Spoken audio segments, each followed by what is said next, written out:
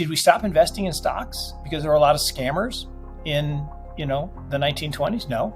How about in the 1970s when we had the savings and loan crisis and, I guess it was 1980s and the savings and loan crisis and, we stopped investing in stocks? No. Or how about the global financial crisis when the big banks, right? The banks that we trusted were scamming us with CLOs and CDOs and slicing and dicing, the big short. Nope, we didn't stop. Yep. And yet when people talk about crypto, they're like, oh yeah, you had a bear market last year. Like, yeah. And year to date, this year, it's up almost 100%. And it is again for the 11th out of 14. It's only been in existence for 14 years. Bitcoin's only been an asset for 14 years. And 11 of those 14 years, it's been the number one performing asset. Mark Yusko, the founder and CEO of the cryptocurrency hedge fund Morgan Creek Digital, remains steadfast in his belief that a bull market in digital assets is soon to come. Yusko claims that he made an illegally premature prediction of the start of a crypto bull market this month. A crypto summer will probably start in mid-June, according to the Morgan Creek executive. Bitcoin has formed a technical reversal pattern, which puts it in a good position to spark a significant breakout, according to Yusko. Yusko's optimistic outlook is unwarranted, and his upbeat outlook is based in part on how Bitcoin is doing right now in the market. Yusko notices an intriguing possible reversal pattern despite the digital currency's lackluster performance over the previous 12 months. Yusko presents a unique perspective in the wake of the regional bank failures this year. He thinks that this turbulence in the banking industry may have been planned in advance to facilitate the smooth adoption of the central bank digital money. Instead of the usual fear that bank failures would cause and maybe lead to a Bitcoin crash, cryptocurrencies have shown remarkable resilience. Yusko believes that this points to a larger story at work. Let's watch the video as Yusko describes the bank crisis, its historical parallels, and how he believes it was planned by some individuals in the background. He clarifies the risks associated with CBDCs as well as how Bitcoin addresses these issues. The banking crisis, remember Yellen, like 4 or 5 years ago, said there'll never be another crisis in her lifetime? And then someone joked and they said, well, she's almost, expired anyway. Like, well, okay, that's not very nice, but okay. But I mean, just clearly silly, right? I mean, it's cyclical and, as sure as the sun sets and rises, there was going to be another financial crisis. And we have one going on. The more people say it's contained or it's over, the more it's not, right? So, first you had Yellen say it wasn't going to happen. And then it happened. Then you had Powell say, well, it's totally contained. And then 2 more banks failed. And then you had the president say, definitely perfectly healthy. Everything's good. Nope. So, because what hasn't happened yet is the loans. So the first thing that happened is the banks had the crisis in 2009. And what happened? Fed lowered interest rates to 0 and said, all right, we'll re-liquefy the banking system by lending you money, okay? And you take that money, so we'll lend you money for 0.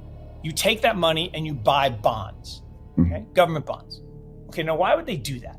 Well, because it was a free arbitrage, right? If you borrow at 0 and you get paid 3, you can lever that up 10, 11, 12 times and you make a lot of money. In the early 1900s, this thing called Knickerbocker Trust started to really surge in New York.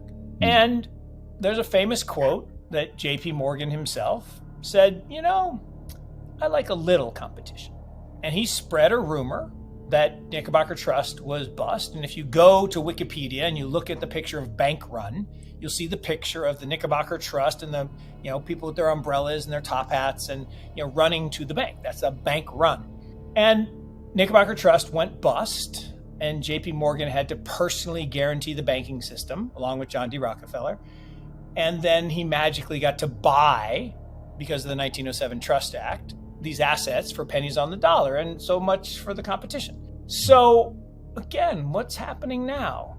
A bunch of these small banks that serve entrepreneurs and crypto suddenly get big, right? 2nd, 3rd largest banks and, or 4th, 5th largest banks in the country.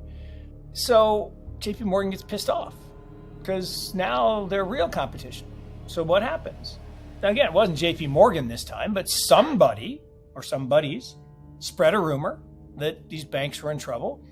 And unlike the old days where there had to physically be a run, like I had to get out of the office, go in my car, go to the bank, stand in line. Now you just push a button. $42 billion vanishes from Silicon Valley Bank on a Friday, and they're bust. And on Sunday, they get taken over.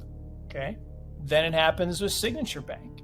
Then it happens, Silvergate was first, then Signature Bank, and Silicon Valley Bank. Yeah. And and then the last one was First Republic. And okay, well, wait a second. Well, who bought First Republic? Oh, JP Morgan. Crypto is opt-out, right? It's an opt-out mechanism. It allows you to opt out with a portion of your wealth from the fiat fiasco.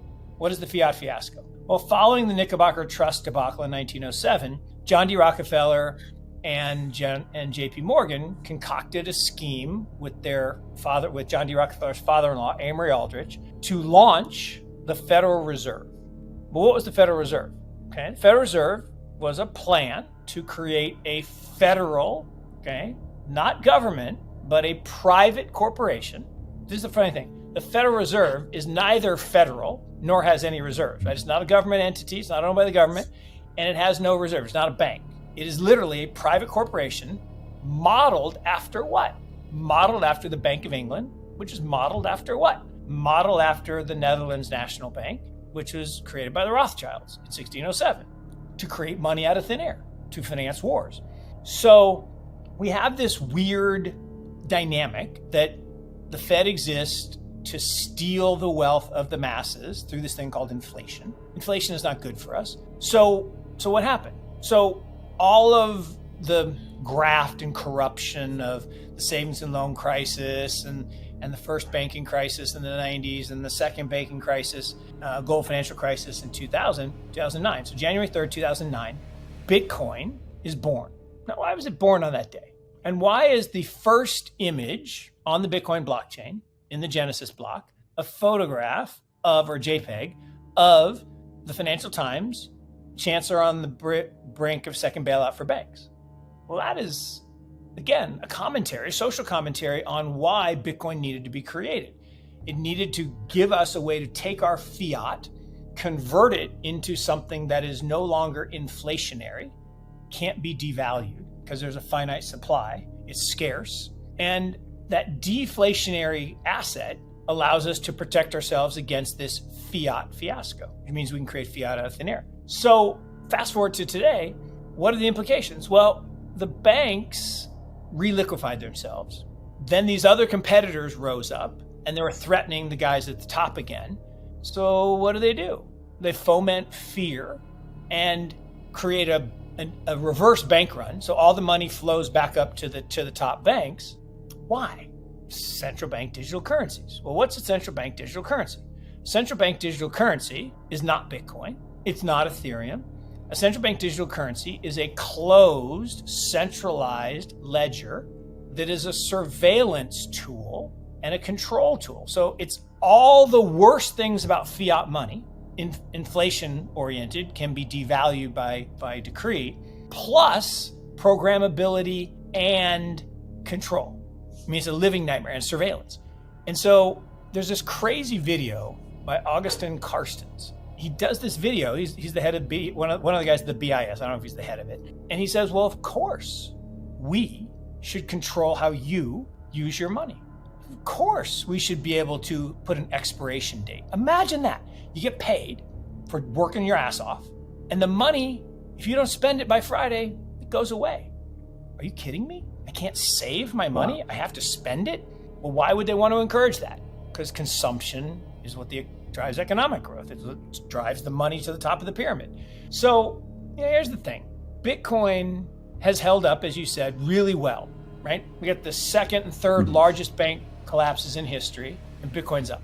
Now, if you would have told me 6 months ago that two of the largest banks in America are going to fail, what's going to happen to Bitcoin?